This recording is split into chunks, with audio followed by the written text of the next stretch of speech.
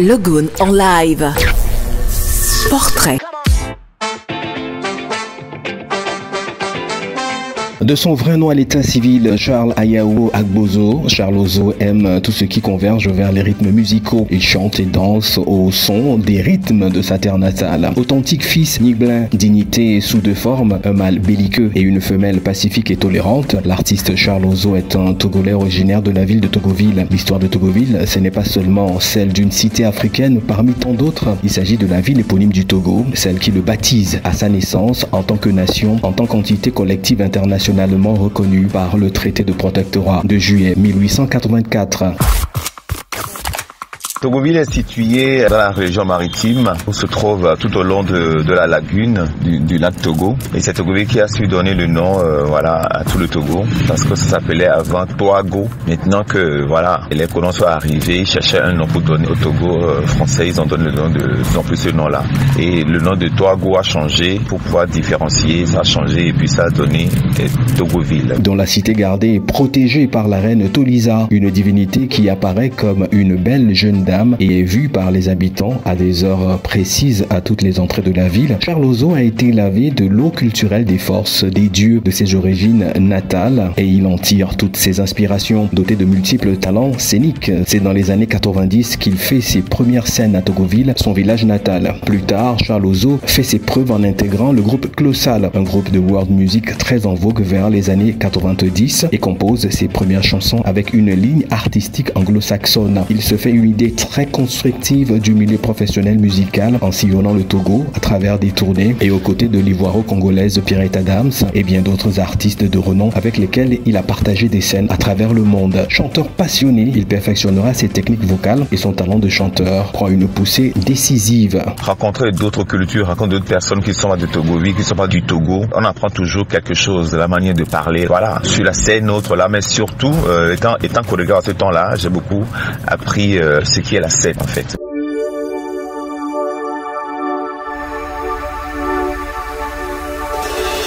En 2007, Charles Ozo lance sa carrière solo et sort son premier album, C qui signifie écoute en langue éve. Pouvoir toucher l'intouchable, pouvoir parler à l'invisible et concevoir l'inconcevable.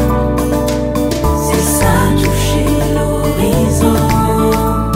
Pouvoir toucher l'intouchable, pouvoir parler à l'invisible et concevoir l'inconcevable. C'est ça, toucher l'horizon. Le temps passe. Kofi, tu as grandi. Oh yeah, tu as grandi. Les réalités de la vie sont devant. Tu veux toucher le beau, le vrai, alors tu dois toucher le faux, ce qui est faux aussi. Le premier opus sert des titres trempés dans un style personnel et original qu'il appelle Afro Groove. La vie mène, la chiomè, niema, ton âme trop. C, déjà ça veut dire écoute, prête attention. Les 15 morceaux qui sont sur le premier album C, ce sont des conseils, des faits de la société que j'ai pu mettre en valeur. Je demande à tout un chacun de nous de pouvoir écouter, de prêter attention à ce que je véhicule comme message. La chiomè, toi quand de J'ai chanté l'amour, l'espoir, les problèmes familiaux. Bref, j'ai touché tous les fléaux d'aujourd'hui sur l'album.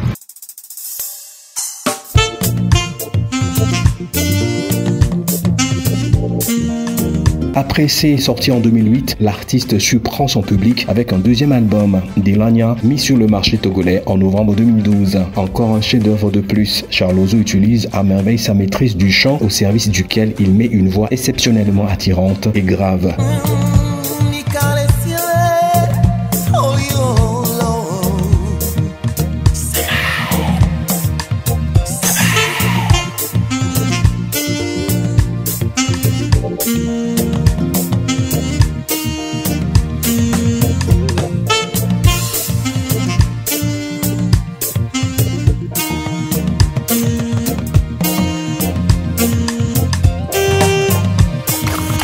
Delagna parle surtout de l'espoir du futur. Déjà, Delagna, en français, veut dire peux-tu cerner toi le futur?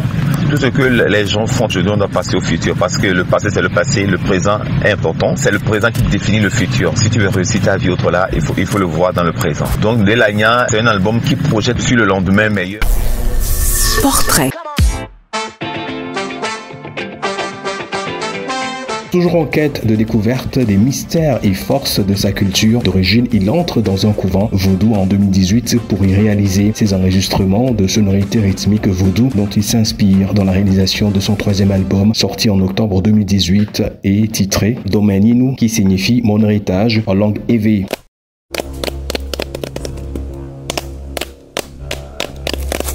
Maman étant initié, donc on a été bercé. Bon, on connaît l'histoire des couvents. Mais l'expérience que j'ai pu avoir, c'est-à-dire que j'ai été avec les musiciens, avec mon équipe. Donc ils nous ont expliqué un peu comment ça se passe en fait. En fait, je vais parler de l'histoire des gants. Tu vois, quand tu écoutes ça, tu sais que c'est ça, tu écoutes donc c'est ça. On a juste approfondi nos connaissances et surtout mes amis qui ne sont pas de Togoville. Et ils sont venus aussi, ils ont appris quelque chose de nouveau et moi, je n'ai que fait approfondir mes connaissances en matière de religion, de vaudou quoi. Voilà, on n'est pas initié, mais on apprend. Il réalise à cet effet un grand concert mythique à l'Institut français du Togo le 6 octobre 2018 pour le lancement de cet album qui marque ses 10 ans de carrière. Le concert de mes 10 ans à l'Institut français, c'est un concert où je me suis beaucoup donné. Je me suis pas imposé, mais j'ai essayé de montrer ce que j'aime faire en matière de concert. Et l'attestation que l'Institut français m'a donné m'ont dit que je suis le seul artiste depuis qu'ils ont créé la scène d'Imi Europe à exploiter la scène, c'est-à-dire qu'il y a le décor, il y a les musiciens, les danseurs, c'était bien c'est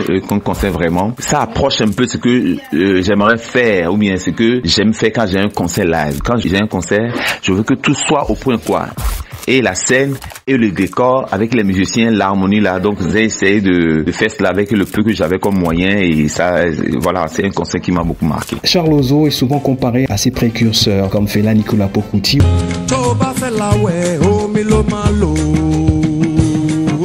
ou encore Pita Solo.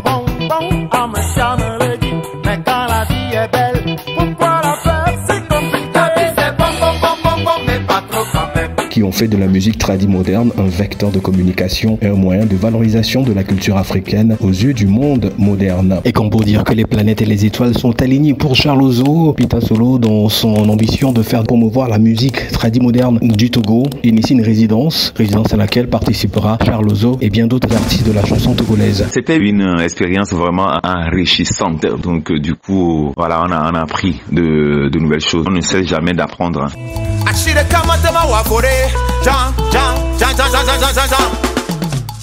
Charles Ozo porte ainsi haut le flambeau de sa culture partout où il a la chance de se produire en spectacle. Ainsi, ses voyages culturels l'ont amené dans différents pays d'Europe, d'Amérique et d'Afrique, comme ce fut le cas récemment, les 22, 23 et 24 octobre 2020 au festival REMA, Rencontre musicale Afrique, puis le 26 octobre au Récréatral à Ouagadougou pour des prestations de feu qui ont réjoui le public burkinabé. Le 14 novembre 2020, c'est à Lomé qu'il partagea la scène de l'espace Level avec Djababa, Achille Ouattara et bien d'autres dans le cadre des résidences de Togoville Jazz qui fut un réel partage culturel et musique entre le Bénin, le Togo et le Burkina Faso.